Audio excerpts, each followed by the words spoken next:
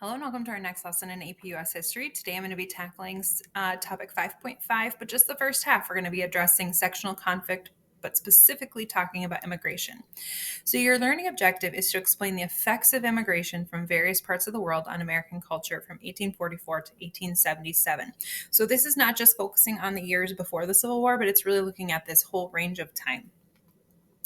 So the College Board is addressing two specific key concepts here, looking at the places that immigrants are coming from Europe and Asia, and also how they were able to preserve elements of their culture, and then the opposition that rises to this massive amount of immigration that the United States sees. So first, I'm going to do a little historical context, talk about the three major groups, and then discuss the rise of nativism.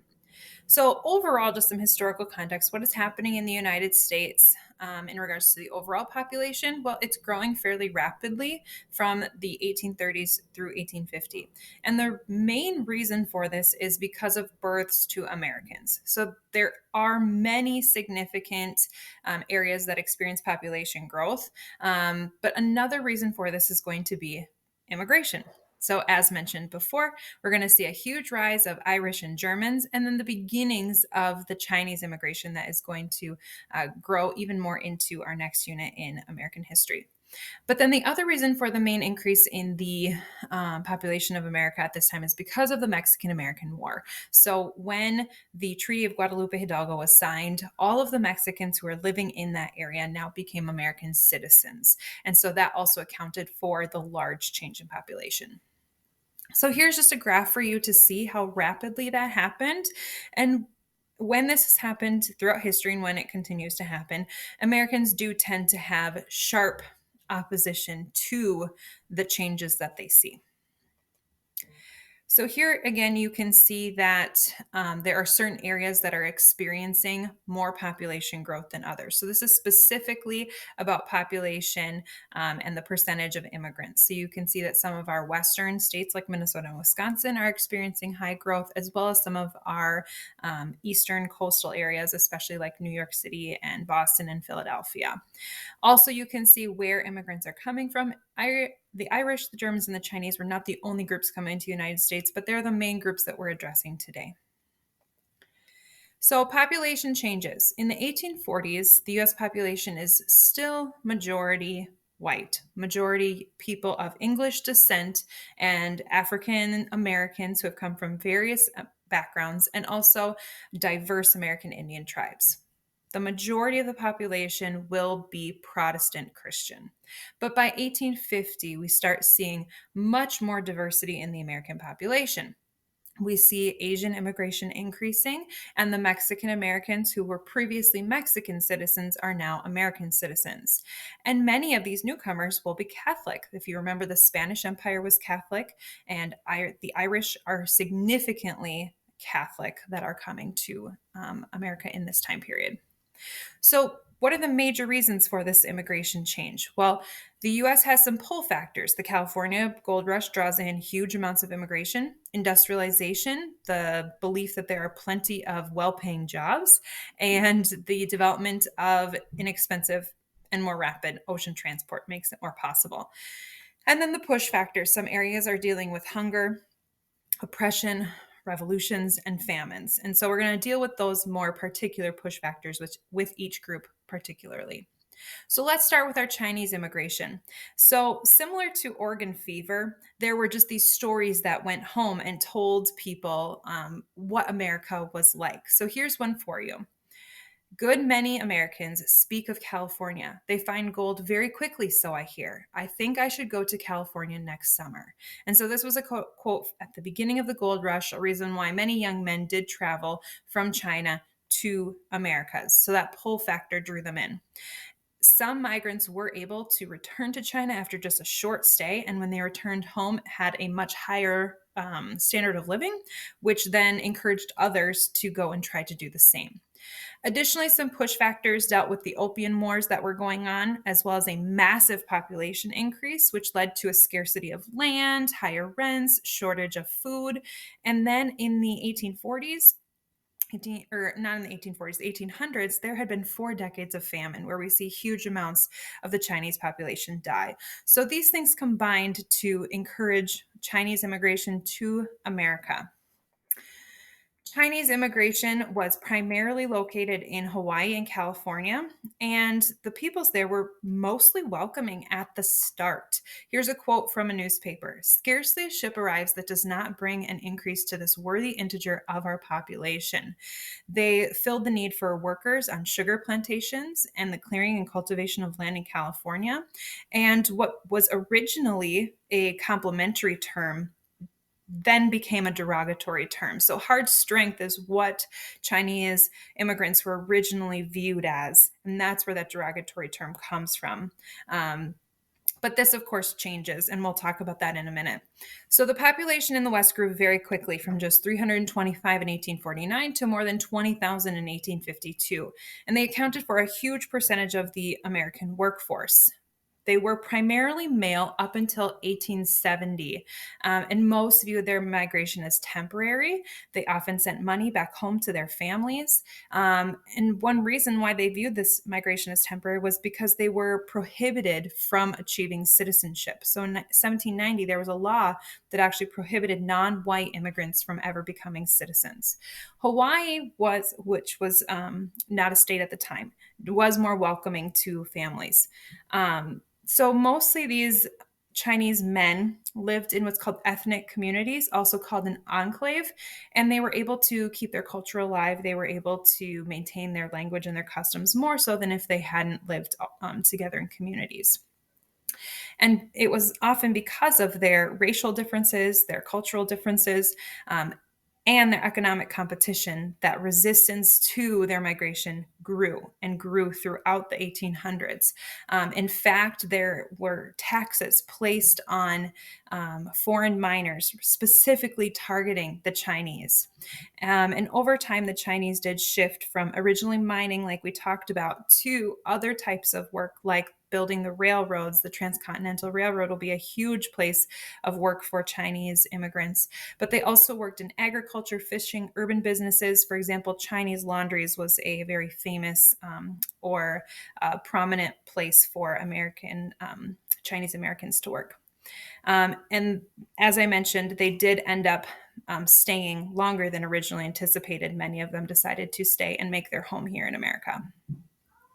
So shifting to Irish Americans or Irish immigrants now. So the unique thing for their push factor is going to be the Great Famine. You may have heard of the Great Potato Famine, and this is going to be it's going to get rid of, or it's going to cause disease to about 90 or 95% of the potato crop, which caused widespread starvation. You can see that about 1/8 of their population died, about 2 million migrated. And so it's this, along with widespread poverty and other diseases, just really pushed Irish out of Ireland and to the economic opportunities of America. Now, what's interesting to note is that earlier Irish immigrants had been primarily Protestant, whereas newer immigrants were more likely to be Catholic or poor. And so they traveled in these what's called coffin ships, high death rates here. And if one family member were to come, they would often send back almost all of their wages so that their family could migrate as well. A variety of work was available to Irish immigrants. So women often worked in households, women and men worked in the factories, and men often worked in building the cities and then eventually building the railroads. And similar to the Chinese, they developed their own ethnic communities. And this caused because of their low wages, they often developed into slums. And so then there was even more disgust and dislike towards the Irish immigrants because they viewed the places that they lived as bad for America, really.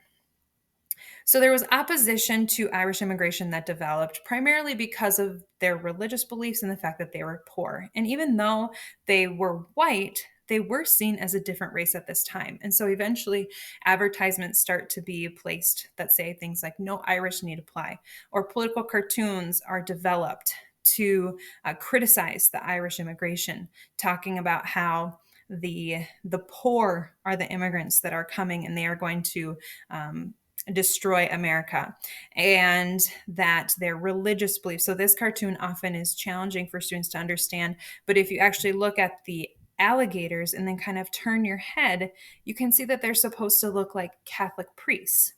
And so trying to demonstrate that their religious beliefs are going to attack America and attack our schools and attack our democracy. And so really there's this fear over the influence of Irish Catholic beliefs and how that would impact American culture. So shifting here to German immigration, push factors are going to be economic hardships and the failures of some democratic revolutions. So causing some people wanting to flee to a more democratic place. The German immigrants who come often were a little wealthier and had more skills as farmers and artisans than the Irish coming in the Great Potato Famine. And some will settle in coastal cities, but many will migrate to the Midwest and be farmers in that area. German communities were often less interconnected with Americans, so very isolated farm towns where the main language spoken was German. And so there still was distrust over Germans, but it was less obvious than the Irish because Irish were living in the cities kind of within other groups of Americans, whereas the Germans were more isolated out in rural areas. But Americans were also more willing to adopt certain aspects of German culture. They had a larger diversity of religious beliefs. There were Catholics, but there also were groups of Protestants there.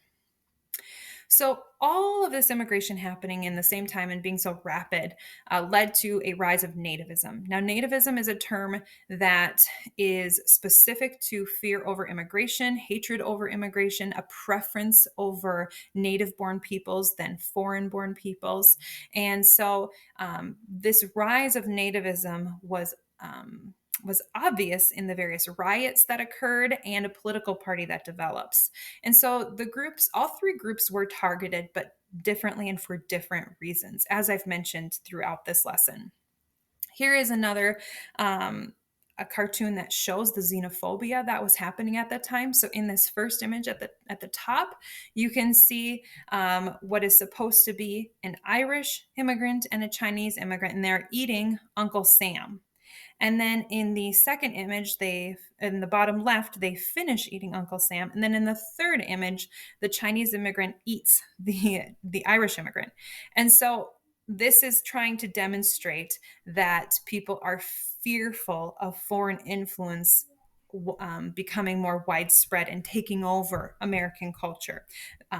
Extremely racist cartoon here that was developed in this time period.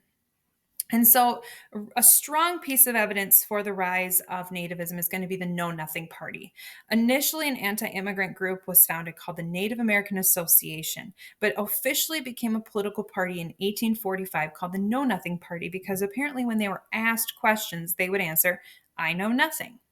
Now, this platform was extremely anti Catholic and anti immigrant.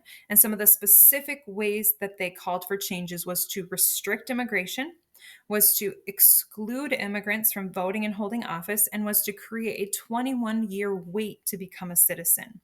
Now, to show the influence of this party, you can see some statistics. In the 1850s, there were 8 governors, more than 100 members of Congress, and several mayors and state legislators. And in 1856, one of the presidential candidates actually ran for the American Party, Millard Fillmore.